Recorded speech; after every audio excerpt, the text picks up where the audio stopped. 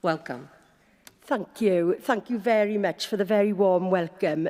On behalf of myself and Fertility Network UK and all of the patients that we support in the UK, we are beyond grateful to be invited here today to be able to talk to you about the far-reaching trauma of infertility. Fertility Network UK, we are the UK's leading charity providing support for those facing fertility challenges at any stage of their journey. So I'm here to talk to you about a survey that Fertility Network UK commissioned. We commissioned the Middlesex University to conduct a survey to examine the impacts of fertility challenges and treatment in order to update previous surveys that we as a charity had undertaken. We hoped to gather information, and we did gather information, on the emotional and psychological impacts of experiencing fertility challenges and treatment, how it affects relationships with partner, friends, family and colleagues, how it impacts work, career and how supportive employers are, and access to NHS-funded fertility treatment, counselling and other supports.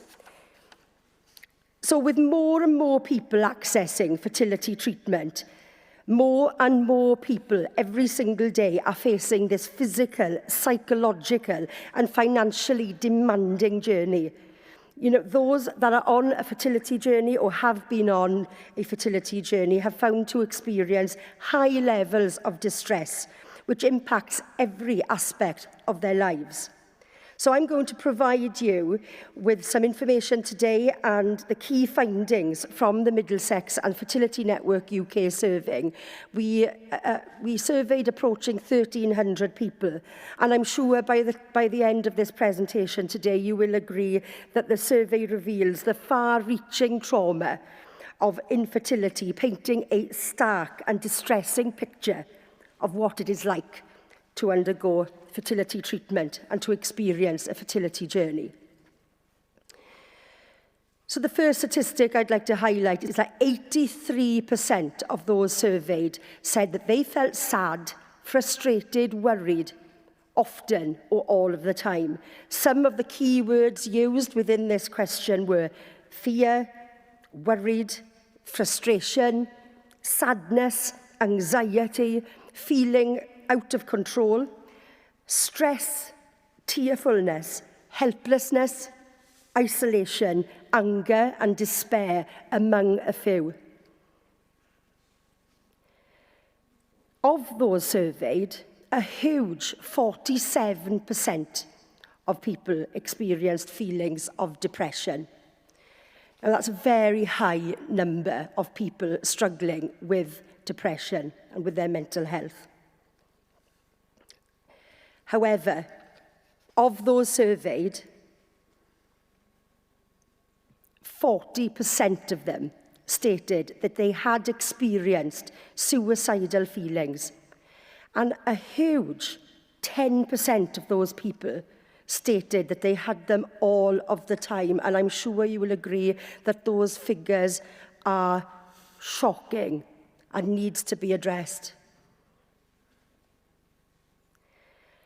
So again, 2/3, so when we asked the question about paying for treatment, 2/3 of people stated that they did indeed pay for their own treatment, and that the average cost to patients for treatment and investigations in the UK is around about £13,750. But with over 12% of those spending £30,000 or more. And a very small number stated, about 0.5% of those people surveyed, stated that they spent close to £100,000. That is a phenomenal amount of money when we know that IVF and a fertility journey is stressful enough without having to worry about money and your finances on top. So in relation to counselling, 51% of respondents stated that they had had counselling. 59% of those people stated that they had paid for it themselves. And a huge 78% of those stated that they would like counselling support if it was free. And I think this is the key thing here, is that counselling services within clinics are absolutely critical, and that patients need to be made constantly aware of that support that is on offer for them, and also in relation to peer support, which I'll come on to later on. 59% of those surveyed stated that their fertility journey had a detrimental impact on their relationships. And when we say relationships, we mean across the board: partner, family, friends, colleagues. I speak to people on a daily basis within my role in Fertility Network, and this is a very common theme and a common worry and a common concern that all of our beneficiaries struggle with, because it has an impact across their entire life. And people have told us quite often that they lose friendships and that relationships with family members and partners are broken and irreplaceable as a result of their treatment. So when it came to fertility in the workplace, 15% of those we surveyed stated that they left their job or reduced their working hours as a result of their fertility journey. That's a huge number of people struggling, with their career. And then, of those surveyed, over a third of respondents felt that their career was damaged as a result of fertility treatment. And the majority of them stated, about 58%, said that they felt concerned that fertility treatment would affect their career prospects. And less than half of people said that they received really good support from their employer. And only 25% of those told us that there was a supportive workplace policy in place. Now, I am pleased to say that Fertility Network UK has got a fertility in the workplace programme, and it is growing every single day. So there is a real desire out there from employers to support their employees with fertility. And I do believe, and we believe here in the UK, that fertility is the next big conversation to be had next to menopause in the workplace. And that's something that we are really working hard on. And I'm thrilled to say that that programme is developing extremely well. So in primary care, 75% of respondents told us that their GP did not provide sufficient information about fertility problems and treatment, and 7% of them were unsure. Therefore, only 18% were satisfied with what was provided within primary care, which is a very low number, but we appreciate that it is very difficult within the primary care setting, and this is also something that us within Fertility Network, we are looking at a project to develop and support GPs in the UK, and I would be happy to talk to anybody who would like to discuss that with me later on. We don't quite have the time to be able to do that now, but it's an incredible project and that we're looking at developing. Now, these statistics, they are far-reaching. It shows the trauma that comes with a fertility journey, and they are very, very important for you all to hear. However, what's more important, or equally as important, is real-life experience. Because these statistics, these are people, these are their lives, these are their daily struggles. And I'm here to tell you today that I am every single one of those statistics. So my own personal journey and so many others that I speak to and support within Fertility Network UK, not just myself. I'm not alone, but I'm here and I'm going to tell you about my own journey. As I said, I'm every one of those statistics. I spent almost 10 years trying to conceive.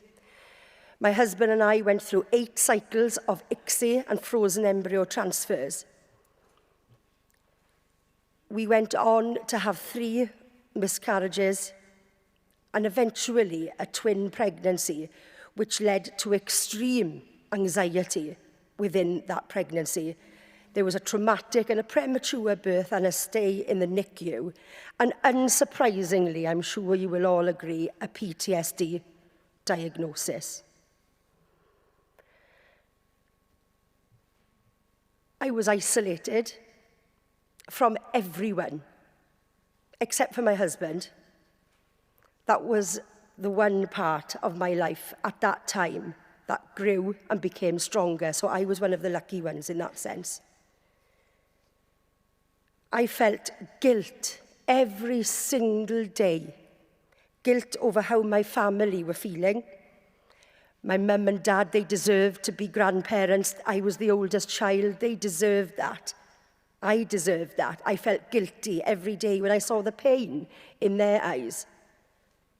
I felt guilty over the negative thoughts with my friends' pregnancy announcements. I felt guilty over not wanting to attend their baby showers, and guilty over just feeling like I didn't want to go out and spend time with them because I was so incredibly sad for myself. I was stressed, I was depressed, and I was constantly anxious. I am within that 40% statistic that states I had suicidal feelings. I remember driving home from my job on the M4, the motorway in Wales, feeling that if a lorry came into the side of me at that point in time, I wouldn't have cared and it wouldn't have mattered because life was so incredibly tough. I will never, ever forget that feeling. It was the most distressing feeling to have, to know that I was so dark and so desperate that I didn't mind that if I were to die. And that was the reality of the journey that I was on at the time. And I couldn't tell anybody. It's only in recent years that I have opened up and told people about that. Thanks to Fertility Network UK, my role within the network, and my understanding now that I'm not alone in those feelings. Because at that time, I thought I was very, very alone. It impacted on my work. I had a very good job. I was climbing the ladder, but my career was massively impacted because I couldn't concentrate anymore. Whereas I was the most efficient employee there, very quickly climbing the career ladder and set to become very senior in the ranks within that particular organisation, all of a sudden I could think of nothing other than my desperation to be a mum. And it was at that point that I became extremely work anxious, worried about what my colleagues were saying, worried about what people thought of me. It was an incredibly difficult situation to be in, and it exacerbated my anxiety over and above what I was already going through, which, believe you me, it was incredibly tough. But believe it or not, I think the most difficult time for me in my own journey was my pregnancy and the first year of motherhood. I could not enjoy any aspect of my pregnancy, and I felt robbed. I felt devastated and more alone actually than I'd ever felt before. because everybody was telling me, Emma, you're pregnant, you're finally going to be a mum, and it's twins, worth the wait. This is wonderful, so positive. But I felt desperately scared. The expectation of my pregnancy, of my longed-for pregnancy after almost 10 years, I thought I was going to bloom. I thought I was going to be so happy. I was going to have long, flowing, healthy hair. But the reality was vastly, vastly different. As a type 1 diabetic, I had a lot more monitoring than what I would normally have. Therefore, I was having a lot more scans. I paid for a lot more scans as well. And in every single scan, I expected them to tell me, I'm sorry, we can't find their heartbeats. Because that's what I was used to. That's all I'd ever known, up until that point, was recurrent IVF failure or miscarriage. And I was in a trauma loop. I could not accept that this was finally happening for me. Because not that I didn't want to, because I desperately wanted to, but my brain and my body just couldn't. Because I think I was protecting myself from what could possibly have happened. And unfortunately, that anxiety didn't stop after they were born. In fact, it got worse. Lots of people talk about new mums not being able to sleep because they're worried about their baby stopping breathing during the night. But my goodness me, I didn't sleep for the best part of a year because I genuinely believed that they were going to die. I didn't tell anybody about that because I thought there was something seriously wrong with me. I did mention it once to a healthcare professional who told me that there was a year-long waiting list for counselling services and that for support I'd need to pay privately, which I chose not to because I wanted to extend my maternity leave, and that was money that we couldn't afford at the time. I was desperately let down. I needed help. I struggled so badly. But eventually, a very wonderful doctor recognised, or a very good and efficient doctor recognised that I needed support. And I was referred for support with PTSD. And I've had therapy, a lot of therapy, and it's absolutely helped. I wish desperately, though, that I had had early intervention. Because had I had early intervention, this may have been a very different story for me. It makes me desperately sad sometimes that after a 10-year journey of trying to conceive those two beautiful little children I've got at home, that I couldn't properly enjoy them. That's not fair. That shouldn't have been the case. So, what did I need? What did I need during that journey? But what do all patients that we talk to at Fertility Network UK need during their fertility journey? And as I've already mentioned, that's early intervention support and counselling from the outset of their fertility journey, right through to pregnancy and beyond, specifically regarding their emotional and well-being and their mental health. Peer support, and I can't emphasise peer support enough, because we need to know that we're not alone. The knowledge alone of knowing that you're not alone takes a huge weight off your shoulders. We talk to people daily, people who have been on a journey for a year, 5 years, 7 years. When they realise that there are people who are struggling with the exact same things as them, you can see it physically in their faces and in their bodies. So peer support is critical and as important as counselling and emotional support services. I needed, and we need, better awareness and understanding of the anxiety and trauma that a pregnancy after a very long and difficult journey brings. I think this is really important. because everybody just expected me to be thrilled and happy, and for the 10 years that I'd experienced my infertility and trauma, for that to suddenly vanish. Well, we all know that that is not the reality.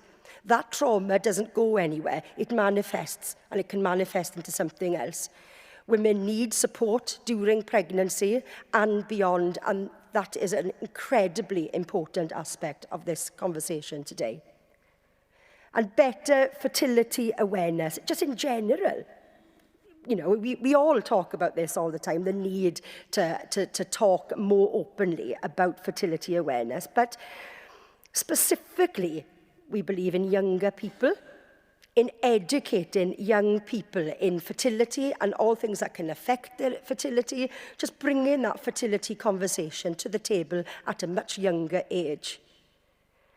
In the workplace, because had my employer, who were fantastic, by the way, they were very understanding, but had my employer at the time had a workplace policy for fertility specifically, I may not have felt that everybody deemed my fertility issues as a lifestyle issue. I may have actually accepted that everybody could see it as a disease of the reproductive system, just like my diabetes. I had support in place in work for my type 1 diabetes. I didn't have it really officially. Even though I had great managers, I didn't have it officially through the official HR channels. That's critically important. And better information on access to fertility treatment. If we make sure that people have the knowledge and the understanding of access and the eligibility criteria, then I think that will, and we believe that that will take a huge sort of weight off people's shoulders. So that comes to the end of this presentation today. But our ask of you as a charity, we are a small charity based in the UK. We're doing great things, but we do need your help. We need your help to talk about the work that we do. We need you to involve us in what you do and come to meet us. We want to work with you. We are the patient voice. So we can support you in that sense, provide you with information such as this. But we want to collaborate. We want to work together. And that comes to the end of this presentation. Thank you very much for listening. It has been a great honour to be here today. I am thrilled that I personally, as well as Fertility Network UK, got to stand up on this platform here today to tell you about our survey and also about my journey. Thank you very much for listening, and please, if anybody has any questions.